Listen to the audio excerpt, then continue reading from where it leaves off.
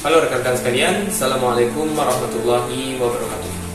Sama kita ketahui bahwa pada tanggal 27 November kemarin kita telah melaksanakan kuliah kerja lapangan atau KKL ke Ulakan, Manggopo, dan Museum Buya Hamka. KKL yang kita laksanakan kemarin bertajuk menelusuri jejak-jejak Islam mulai dari Ulakan, Manggopo, dan Museum Buya Hamka.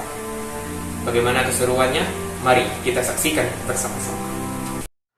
Rombongan kami berangkat kira-kira dari Padang kisaran jam 8 dengan menempuh 1 jam perjalanan. Alhamdulillah kami berhasil sampai di Masjid Agung Syekh Burhanuddin Ulakan. Ini dapat kita lihat halaman depan Masjid Agung Syekh Burhanuddin Ulakan, dan di sekitaran masjid tersebut juga ada pasar. Dan berikut adalah tampak muka dari bangunan makam Syekh Burhanuddin Ulakan. Kita dapat melihat ketika masuk ke dalam bangunan makam, nisannya telah dipugar dan bertebaran berbagai macam kaligrafi di dalam bangunan makam. Syekh Burhanuddin Ulakan ini adalah orang yang berhasil melakukan Islamisasi terhadap Minangkabau secara total. Sebelumnya, Syekh Burhanuddin Ulakan bukanlah orang yang pertama menyebarkan Islam di Minangkabau. Namun, beliaulah yang mampu untuk melakukan Islamisasi Minangkabau secara total dan menyeluruh. Sebelum berguru ke Aceh, Syekh Burhanuddin Ulakan terlebih dahulu berguru kepada Tuanku Madinah atau Syekh Abdul Arif. Atas saran beliau berkelana ke Aceh untuk menuntut ilmu kepada Syekh Abdul Rauf Singkili. Ini adalah sesi tanya jawab bersama Tuanku Khalifah. Dia merupakan seorang ulama nagari Ulakan. Berikut merupakan gambaran dari nisan Syekh Burhanuddin Ulakan. Sampai saat ini para pengunjung masih sering menziarahi makam Syekh Burhanuddin Ulakan. Apalagi Syekh Burhanuddin Ulakan ini merupakan pelopor aliran Syatariyah di Minangkabau yang bernasab kepada Abdullah Syattar dari India.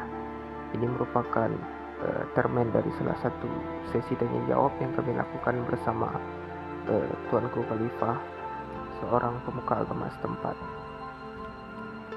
Dan setelah melakukan termen tanya jawab, kami tak lupa pula berdoa dan mengucapkan rasa syukur serta melakukan penyerahan plakat kepada Tuanku Khalifah. Ketika kami telah menyelesaikan kegiatan di Pariaman pada pukul 11, kemudian kami melanjutkan perjalanan menuju Manggopo. Namun terlebih dahulu kami beristirahat untuk sarapan dan menunaikan salat zuhur di wilayah Tiku. Kemudian dari wilayah Tiku kami bergerak menuju Masjid Manggopo kurang lebih 10 menit. Berbicara tentang Masjid Pahlawan Manggopo, ada juga yang menyebutnya sebagai Masjid Tuo Manggopo. Didirikan pada tahun 1800-an, dan masjid ini menjadi saksi bisu kekejaman Belanda terhadap rakyat yang pada kala itu Belanda menerapkan kebijakan blasting. Tentu kebijakan itu sangat ditentang oleh masyarakat Minangkabau karena kebijakan blasting yang diterapkan pemerintah Belanda pada tahun 1908 secara terang-terangan mengenakan harta pusaka sebagai objek pajak. Hal inilah yang memantik perlawanan di berbagai wilayah di Minangkabau pada waktu itu.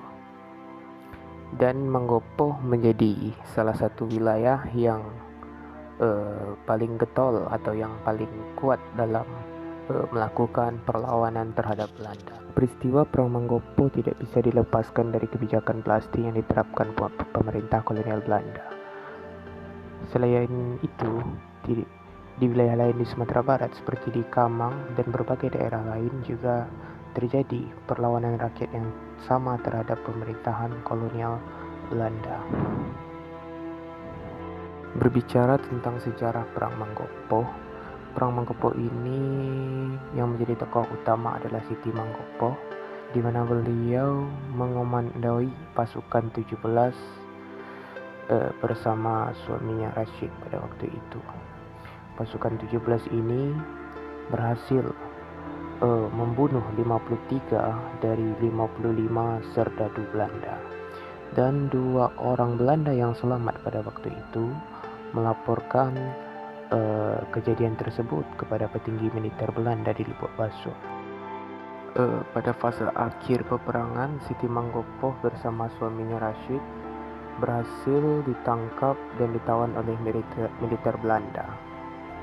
Siti Mangkopo dijatuhi hukuman penjara selama 4 tahun, dan beliau beberapa kali mengalami pemindahan penahanan, mulai dari penjara Belanda di Lubuk Basuang, kemudian dipindahkan ke penjara di Pariaman, dan terakhir beliau mendekam di penjara di Padang.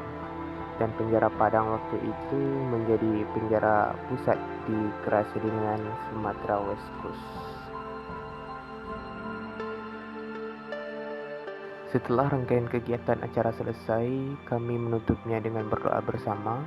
Kemudian kami dari Pendidikan Sejarah UNP juga melakukan penyerahan plakat kepada Bapak Wali Negari Mangkopo serta tokoh masyarakat Mangkopo. Dan pada akhir acara kami juga menyempatkan foto bersama dengan para perangkat Nagari Mangkopo. Dan setelah rangkaian kegiatan selesai, kami berencana menuju meninjau ke museum kelahiran Buya Hamka. Namun sebelum itu kami juga menyempatkan untuk melakukan sesi foto bersama di halaman depan Masjid Siti Mangkopo. Selepas dari Mangkopo, kami melanjutkan perjalanan ke meninjau, yakni ke museum kelahiran Buya Hamka. Perjalanan ini memakan waktu 1,5 jam, dan kami sampai di Museum Kelahiran Buya Hamka pada pukul 4:30 sore. Dalam sejarahnya, Museum Buya Hamka ini diresmikan pada tahun 2001 oleh Gubernur Sumbar Zainal Abu Bakar.